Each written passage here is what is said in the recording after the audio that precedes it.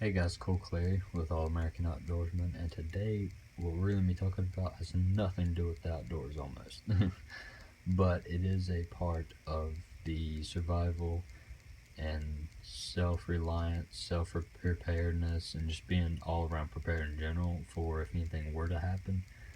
I keep this on my little shelf with the shotgun ammo, rifle, pistol, and keep some magazines in there, and then it's my gun cleaning kit, and I am a big history nut, so some books that won't really fit on my bookshelf.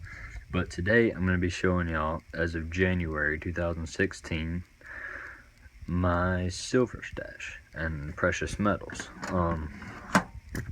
It's, I'm not one of those people who think, I'm going to keep it to barter with when the world ends. I'm not one of those people. I just kind of diversify my portfolio, I guess. About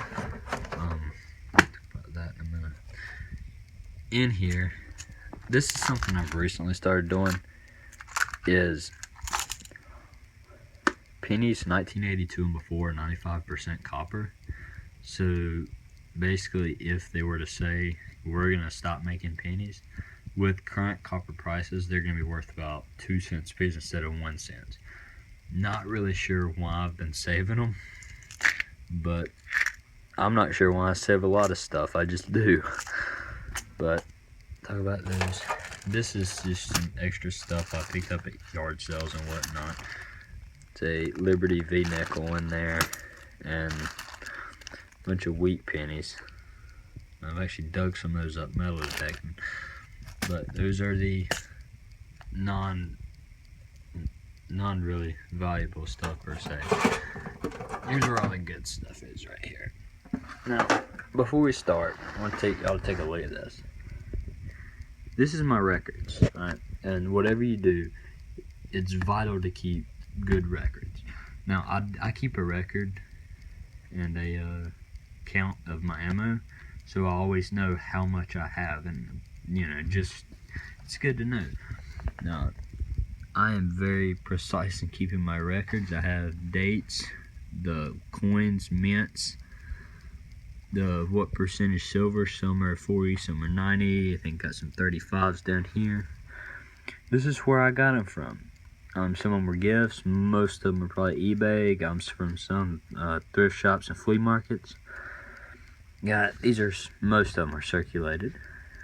Now, what I also do is I write down the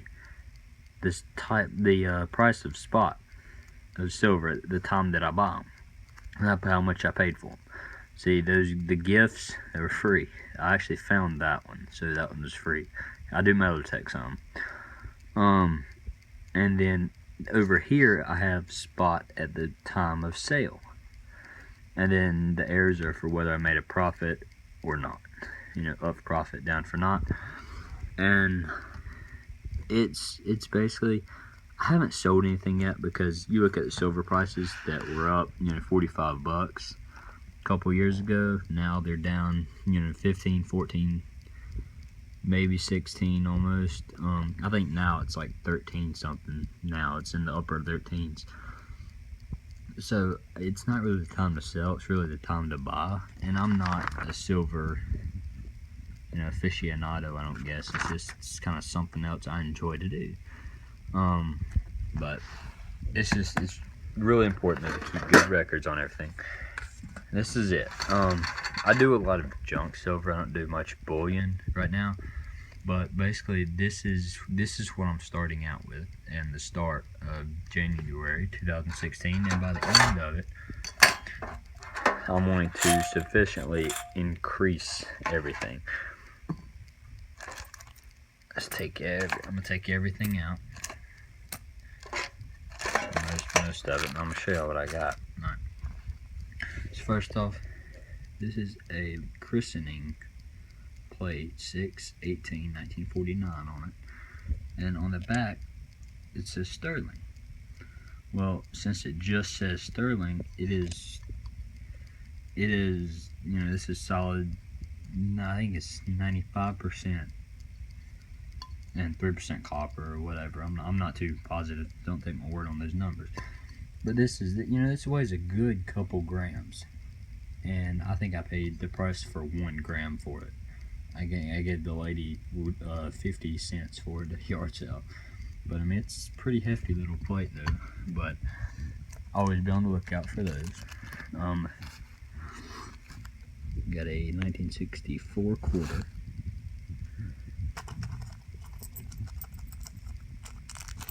I got 3 Mercury dimes, and I like the Mercury dimes a lot better than the Roosevelts. I just think they look a lot cooler. You know what I mean? It's pretty sick. Got 2 roses right there. I got, these are my halves. Halves, I have 1 Walking Liberty, which I really like the Walkers and the Franklins. Really like those. I actually picked those up at a yard sale here lately. And then I have 2 90% Kennedys. I have 1. Now, this was a recent purchase that I actually got. It was a 1901 Morgan. And I gave the lady $10 for this thing.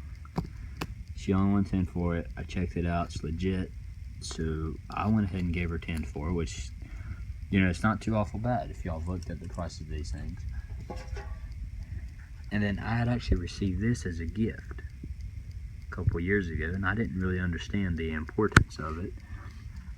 And started looking at the prices on them, and it's, yeah, they're not too cheap.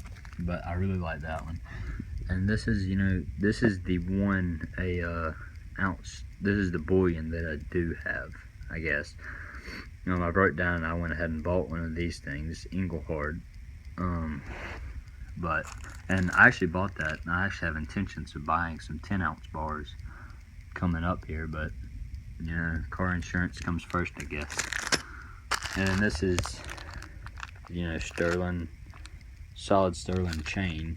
It's about 1 ounce of the chain, weighs about 1 ounce, but then it has the Sacagawea in it that some lady put in there. But, you know, pick that up, another yard sale find again. Now, I'll be able to do this, but hold on.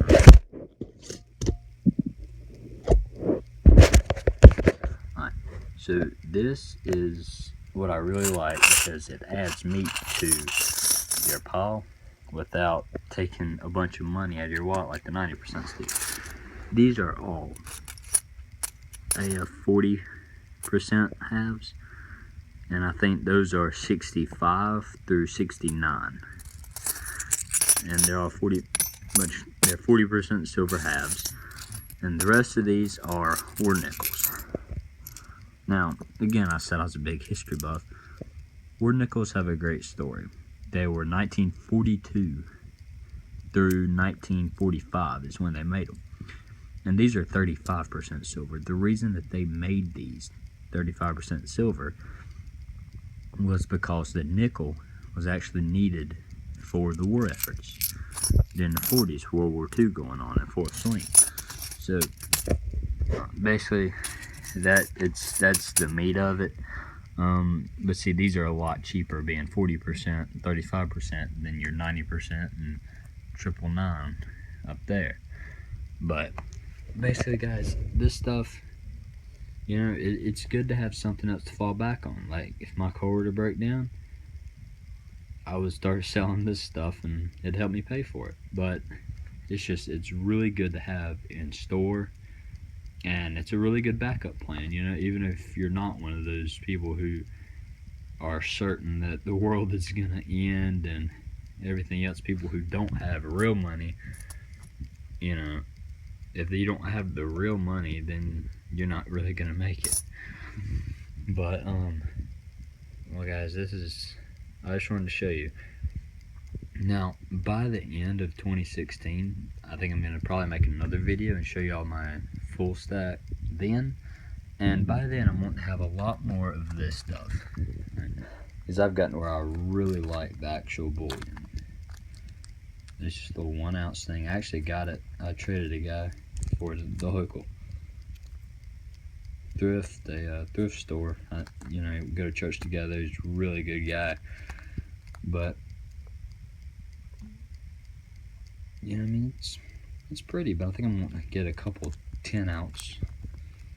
I think maybe there's some Don't Tread on Me 10 ounces or something like that by the end of this year. I might even save up for a kilo. I'm not sure.